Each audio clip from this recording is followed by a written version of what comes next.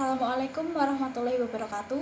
Perkenalkan, nama saya Atala Miftah Sakinah dengan NIM 40306 206 522 dari kelas VTRB dengan prodi D4 Perencanaan Tata Ruang dan Petanahan Universitas Diponegoro.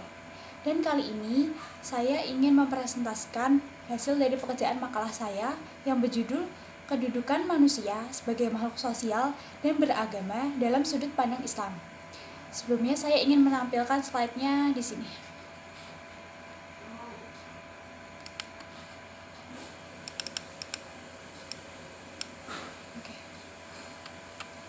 Kedudukan manusia sebagai makhluk sosial dan beragama dalam Islam. Makalah ini disusun untuk memenuhi tugas individu pada mata kuliah Pendidikan Agama Islam dengan dosen pengampu yaitu Bapak Muhammad Tria Ulami. Yang pertama adalah latar belakang. Latar belakangnya adalah manusia itu adalah disebut juga sebagai makhluk yang serba ada, atau istilah lainnya ialah makhluk kormis, makhluk yang memiliki segala komponen-komponen kompleks yang ada di dalamnya. Kenapa manusia disebut sebagai makhluk yang kompleks? Karena dia mengemban tugas dan juga kewajibannya untuk mengemban tugas di bumi ini. Kemudian manusia juga disebut sebagai makhluk yang paling sempurna karena diberi akal pikiran oleh Allah untuk berpikir, sehingga dia harus tahu menjalankan mana yang baik dan mana yang buruk. Selanjutnya kita masuk ke bab 2, yaitu bagian pembahasan, yaitu persoalan pertama, yaitu bagaimana kedudukan manusia menurut hakikatnya dalam Islam. Jadi manusia adalah makhluk yang paling sempurna. Kenapa demikian? Karena makhluk yang diberi akal pikiran oleh Allah. Selain itu, manusia disebut juga sebagai makhluk sosial karena dia berinteraksi dengan sesama manusia. Manusia tidak dapat hidup sendiri karena dia pasti memiliki kelebihan dan kekurangannya masing-masing untuk menjalankan aktivitas di muka bumi ini. Secara etimologi, dalam Al-Quran, manusia itu dibagi menjadi beberapa istilah. Istilah yang pertama yaitu al-insan. Al-insan berasal dari kata al-ins atau al-unas yang digunakan sebagai makhluk yang paling sempurna, pemegang khalifah, dan diberi akal pikiran oleh Allah.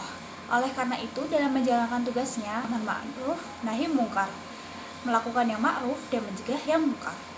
Seperti yang tertuang dalam Quran surat Al-Hajj ayat 41 yang berbunyi, A'udzubillahi minasyaitonirrajim. Bismillahirrahmanirrahim. Alladzina immakkannahum fil ardi aqamus sholata wa atuz zakata wa bil ma'rufi wa nahau 'anil munkar walillahi al-aqibatul umur, yang artinya yaitu jika manusia diberi kedudukan oleh Allah di bumi, maka ia melaksanakan sholat, menunaikan zakat dari yang mungkar dan melakukan yang ma'ruf, dan hanya kepada Allah lah segala urusan akan dikembalikan. Selanjutnya, istilah manusia dalam Al-Quran yang kedua adalah al-bashar. Al-bashar merujuk pada sifat manusia, yaitu sifat yang alamiah seperti kita berkawan pada manusia, seperti kita memiliki rendah hati, attitude, taat kepada Allah. Dan juga al-bashar ini juga merujuk pada fisik manusia seperti warna kulit, warna rambut, bentuk tubuh, dan lain-lainnya. Selain itu, al-bashar juga merujuk pada keseharian atau pekerjaan yang kita lakukan, sebagaimana yang tercantum dalam Quran surat As-Saffat ayat 96 yang berbunyi, A'udzubillahi minasyaitonirrajim. Bismillahirrahmanirrahim. Wallahu khalaqakum wa ma ta'malun, yang artinya dan Allah telah menciptakan kamu dan apa-apa yang telah kamu lakukan. Kemudian yang ketiga, istilah lainnya ialah Zuriyah Adam, atau nama Indonesianya adalah keturunan Adam. Jadi kita itu tuh disebut dalam Al-Quran adalah keturunan dari Nabi Adam, seperti sifat pembawaannya dan lain-lainnya.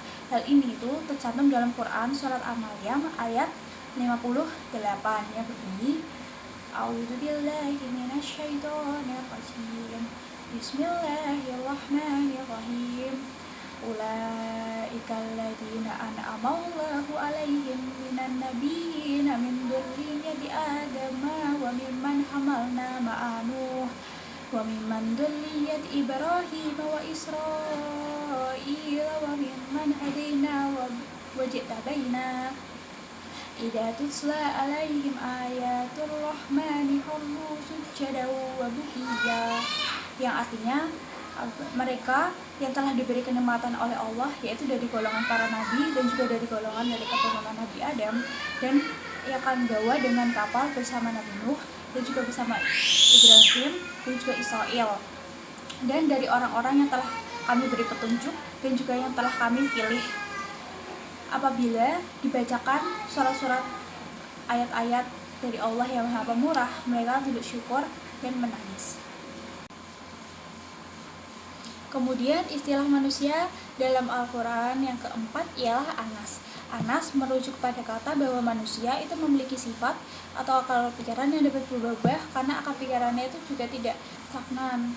Nah, selanjutnya yaitu rumusan yang kedua, yaitu bagaimana peran manusia sebagai makhluk sosial dalam Islam. Sebagaimana yang kita ketahui bersama bahwa manusia adalah makhluk sosial yang pasti membutuhkan orang lain dalam kehidupan kita.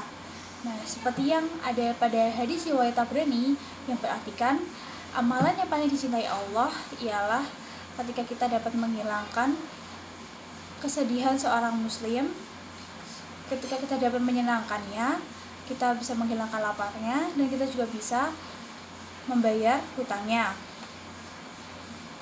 Kemudian rumusan masalah yang ketiga yaitu bagaimana supaya kita bisa mencari kesuksesan di dunia maupun di akhirat. Ada banyak cara, tetapi saya menyimpulkan bahwa ada dua pokok kunci, yaitu yang pertama adalah niat.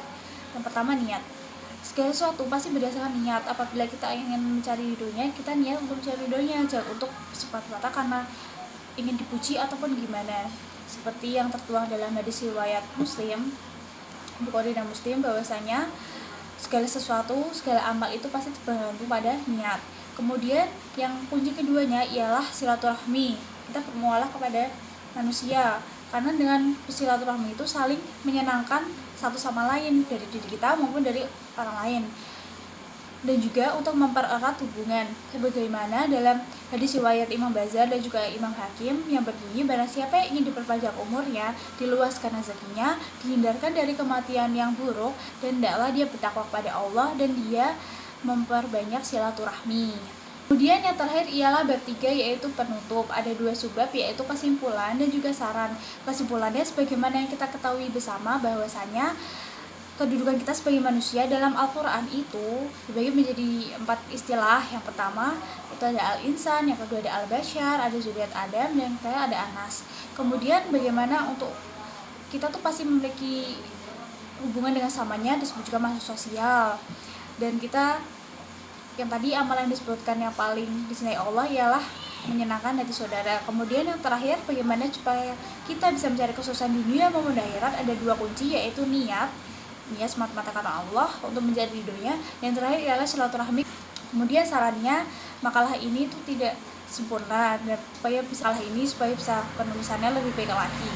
Kemudian terakhir daftar pustaka yang saya pilih itu ada di bagian slide, yaitu ada seperti ini. Sekian presentasi saya mengenai makalah kedudukan manusia sebagai makhluk sosial dan makhluk beragama dalam Islam. Kurang lebihnya mohon maaf. Wassalamualaikum warahmatullahi wabarakatuh.